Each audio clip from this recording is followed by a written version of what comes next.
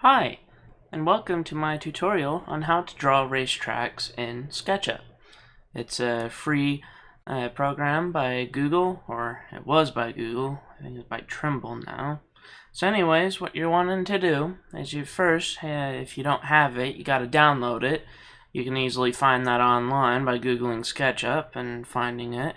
Once you install it, you launch it, and it's going to look like this. Now, it'll try and show you try SketchUp free and all the learn stuff. This will take you to an external site where it tries to sign you up for a demo. You don't have to worry about that. So, what you're supposed to do after you boot it is you hit start using SketchUp. It'll take a second, but once it's done, you're here. Now, usually when you boot it for the first time, it'll ask you to set a template. For example, if you want to use metric or you want to use imperial, you'll select that for the first time. Now, I believe you can go in the options and change that in your preferences. Window. I'll have to check that later, but you could probably find that information somewhere else. Anyway, first off, in your new file, you delete the dude, Thanos him. That's gonna be a joke of the times that dates this video. Alright, then you hit camera here, and then standard views, top. Now you want to scroll out a bit. Now first thing I do is I select the arc tool, and then I'll type, say, 30. That'll set the number of sides that the arch tool makes. Like, see how it looks kind of like a fine resolution? If I set that to, say, another resolution like 12 and hit enter,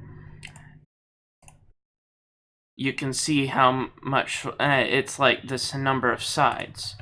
So I select that, type 30. Well, gotta select another thing first to select this.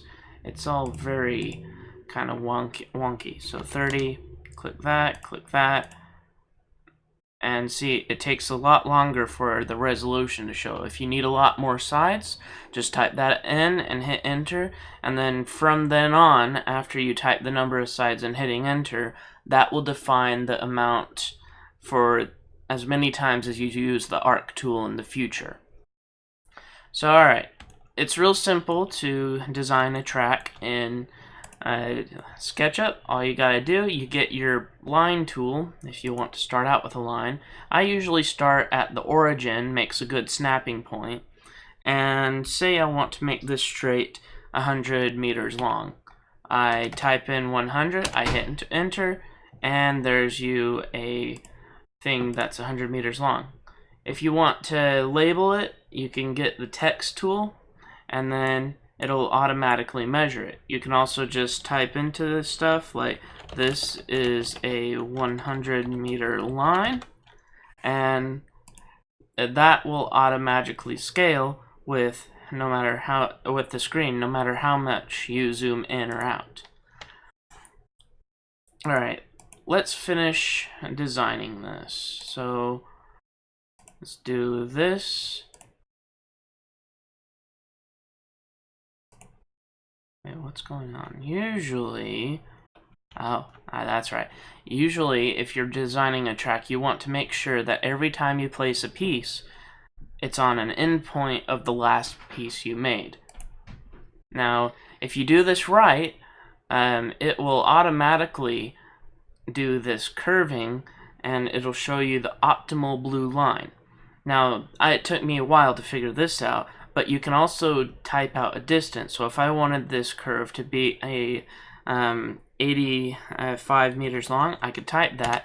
But remember, if you do that, you cannot click first. First, you have to move the mouse a little bit and then find the blue line and click again. Otherwise, if you click after typing a number and hitting enter, the arc will just disappear. Alright, let's move on. Now, say you end up with an angle that's not perfectly straight, and you want it to align perfectly. Well, you'll have to go zoom in and go to the curve, and then you can find a pink parallel to edge. let's say I want this to be 40 meters long. I'll zoom out again. And it's time to just, let's do this. So,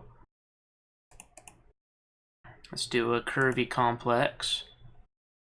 This would be heck on some drivers. At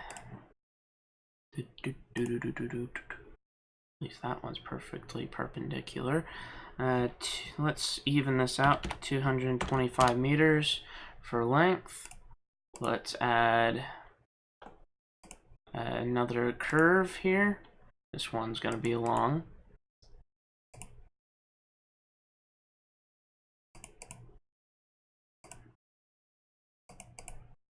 And then straight. Let's even that out at a good 50 meters.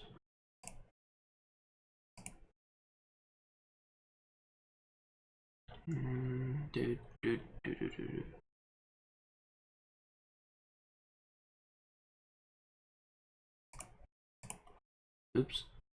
Yeah, see, once you click and try to click again after moving your mouse, sometimes it'll disappear. Just don't be afraid to redraw the line. Let's find that perpendicular. Won't be perfectly straight, but that's fine. Let's say I want that 50 meters long. Actually, no. Let's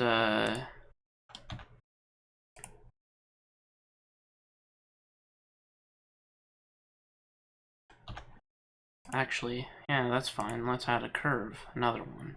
Huzzah. 45.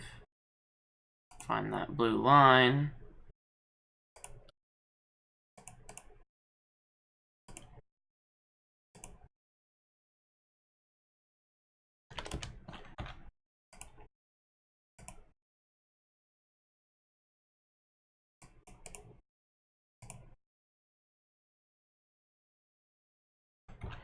Alright, let's extend this out just a little bit this way, about 50 meters.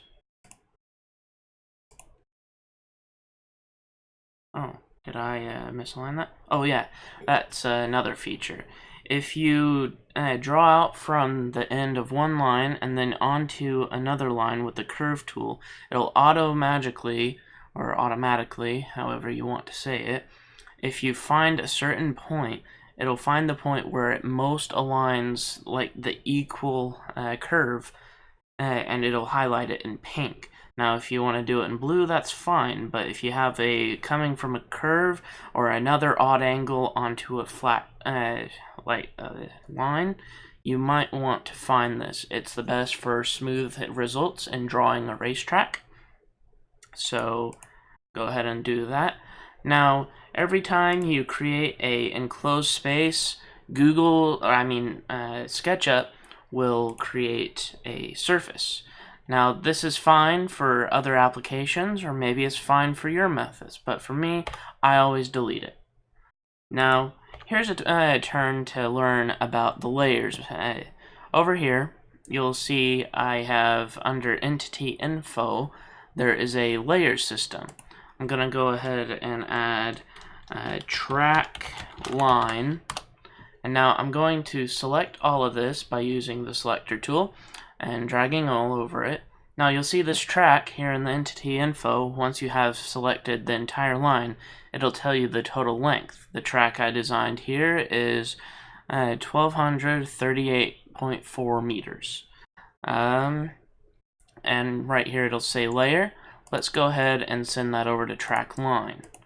Now, let's say another layer, track outer line. Now, the thing about layers is that it will try to put anything new into the currently selected layer. So think about your programs like Photoshop. It'll work pretty much the same as that. It's a little obtuse to get used to. Now, here's what I do. I'll select this tool called Offset, and say you want this track to be F1 compatible. Well, the standard track width there is usually about 12 meters. So you click this, start in the direction you want the track to go in, and you'll see maybe if you do it sometimes like that, it'll mess with the curve. So let's go outer, and you can type in 12 and hit enter, and there we are. Now sometimes it'll do it a little funky, and you'll delete this surface, and oh no, your track surface is gone. So what I do to fix this problem is I make a few junk lines to enclose the space, and that'll do it. Now you can... Wait, what? Okay, this is a little embarrassing. This usually works for me. Let's see. Track, go there. Track, go there. There it goes. And now, feel free to delete the lines you just put in. Now, let's say you want to show this without lines. We'll just make another layer and say track surface. That's what I'll call that. And I'll just select the track, the surface of course, send it to that, and then all I have to do is uncheck that. There it is. Alright, so now that that's done, why don't we color it? Say you want to highlight the main route, because you can feel free to use all these methods I've taught you to create alternate routes. And in fact, I'll do that here in a minute. But you'll have to go down the list of your tools here and find your materials. Now, normally when I'm making my levels or my tracks, I just go to colors because it's easier. And it stands out. But if you like, you can go to asphalt and concrete, and it'll have a various different concretes and asphalts for you to choose. So let's say asphalt new, and then it'll give you a bucket tool, a paint bucket tool, which functions like any other editor, and it'll work just fine. But for my purposes, I'm going to do colors, and let's say red. Alright, now let's get these lines going. Now let's say I want to do an alt track. I'll type in alt lines, and then I'll select this so any new edits go into this new layer. I'll do my drawing. Let's say I want to do this, just cut off this curve, and there we are. I'll have to delete that, and then we'll click this curve. We'll do an offset. We'll do it by 12 meters, just like the rest of the track, and I'll delete these inner lines because you don't need those there. And then there it is. So let's say color this green, and there you go. That's literally anything you need to know.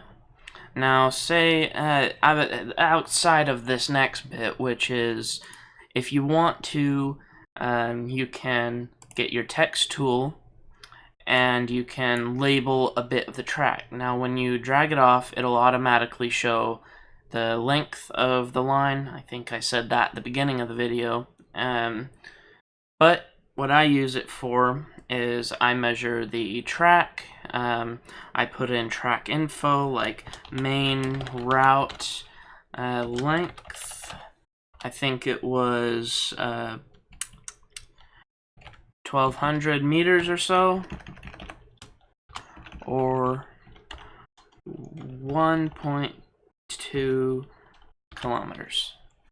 Now let's see what my converter has to say about that. Sorry for the blip.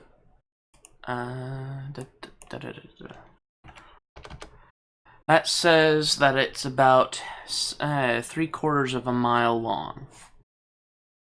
Anyway, now let's say you want to measure out how much land you need to do this. Let's get your square tool. And first, you draw out just a little square. Doesn't have to be anything precise. Using our middle mouse button to click, we can use the orbit tool to rotate around. Now we're going to have to select this rectangle, and let's get our move tool. And when we're on this angle, we move it downwards and type, say, 3. So this way, whenever you extend off of that, it doesn't merge with the rest of the track, which is an annoying tendency that SketchUp has to do. If anything is on the same surface, they all merge together, and then you can't do your calculations properly. So let's say camera, go up to top again. Let's draw out from this line, say 250, and draw down this way. 250, draw it this way. Looks like this will be 600 meters long. 250, and then it'll automatically create the surface. And then once you do that, you can click the inner surface to select it, and this has an area of 150,000 meters squared.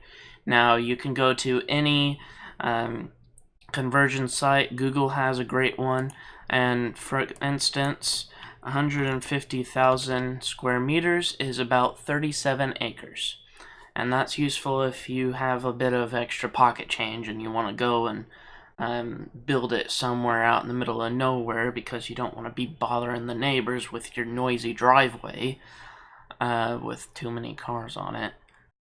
But anyway, that's all there is to it. And then you can feel free to post this over on Reddit at r/Racetrack Designs. They're a community I recently joined, and they're pretty fun. They even got their own little Discord server. So it's been a pleasure teaching you how to do this, and I hope this helps you in your future endeavors. Goodbye.